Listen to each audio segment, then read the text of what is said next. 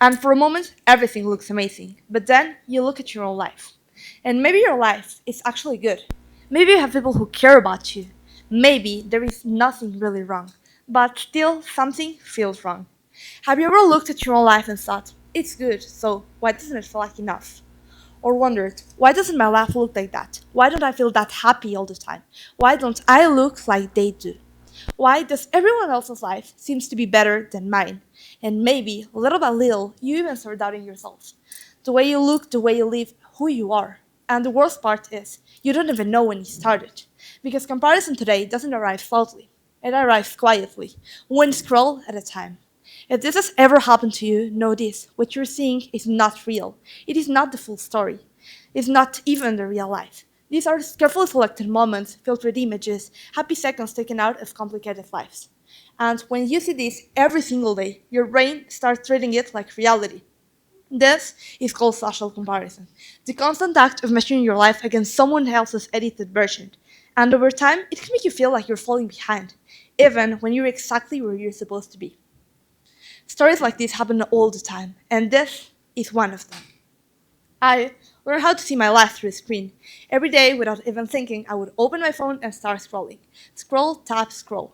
Perfect skin, perfect bodies, perfect lives. Girls my age waking up early, going on runs, studying, smiling, doing everything right. And I was an access too. But somehow it never felt the same. Because on my screen, there was always going to be someone faster, stronger, more disciplined, more successful. Always more than me. So I kept watching. More routines, more perfect days, more girls that seemed to have everything under control.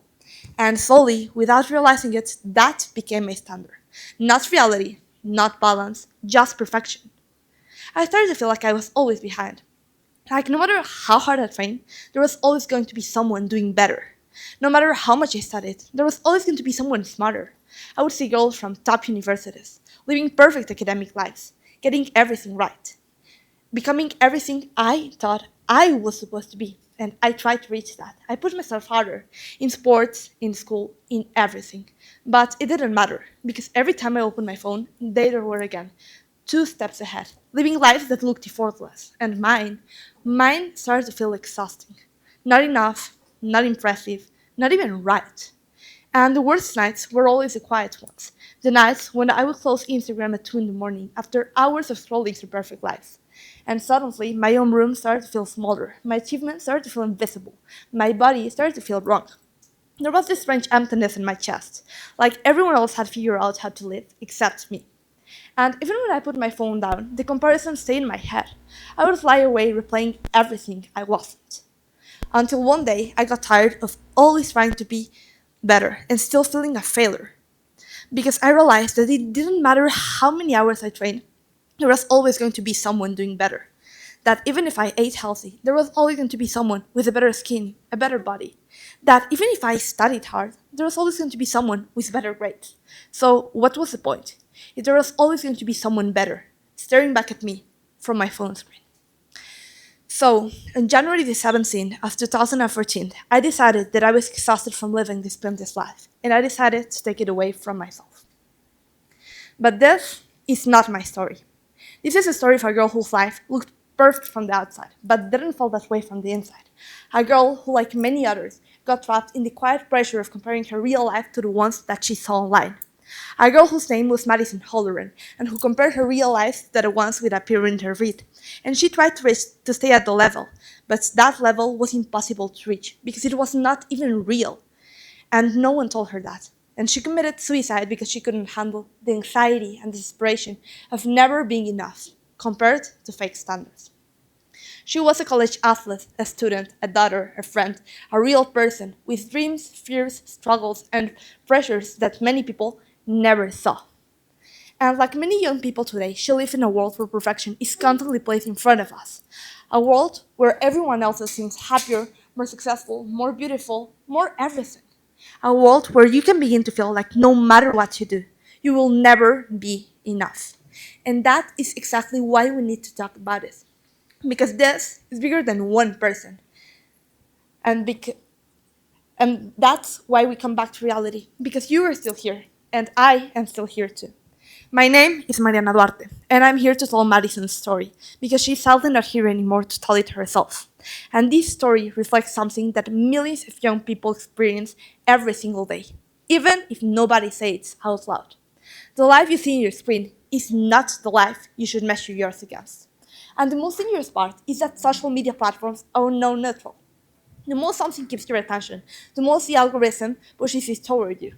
Perfect bodies get clicks, luxury lifestyles get views, extreme productivity gets engagement. And the apps learn that, so they keep showing us more and more perfection, because perfection keeps us scrolling, which means that many times the problem is not that we're weak. The problem is that we're humans, in system designed to keep us comparing ourselves constantly. And when young people spend hours a day on this environment, it changed the way they see themselves. For the first time in history, teenagers are not just comparing themselves to classmates, neighbors, or friends. We are comparing ourselves to millions of people at once, to strangers we don't even know, to filtered moments, to content designed to look effortless. And the numbers show how serious this has become. Studies have found that teenagers who spend more than 3 hours a day on social media platforms are significantly more likely to experience anxiety, insecurity, and social comparison. Other studies have shown that most young people report feeling not good enough after spending time online. And when it comes back to appearance, a huge percentage of teenagers admit they compare how they look to the people they see online. So, if you've ever felt behind, if you've ever felt like everyone else has life figured out except you, what you're feeling did not appear out of nowhere. It was built slowly, one comparison at a time. But if something can be built, it can also be changed. So, how do we prevent this? Not by throwing our phones away and disappearing from the world, because technology is not the enemy. The problem is forgetting that what we see online is not the complete truth. So, first, we become aware. We start noticing when comparison is happening. We pause and ask ourselves, is this reality or is it performance? Second, we change what we consume. We stop following accounts that make us feel smaller, exhausted, or constantly inadequate, and we start choosing content that reflects honestly growth, creativity, learning, and real life. Third, we reconnect with our own lives, with the version of life we actually live, not the one we post. Maybe that means putting your phone down during dinner and start talking to your family. Maybe it means going outside without needing to take pictures of everything. And maybe it means letting yourself enjoy a moment without needing to prove it happened. Maybe it means understanding that resting does not make you lazy, that having bad days does not make you weak, that being imperfect does not make you a failure.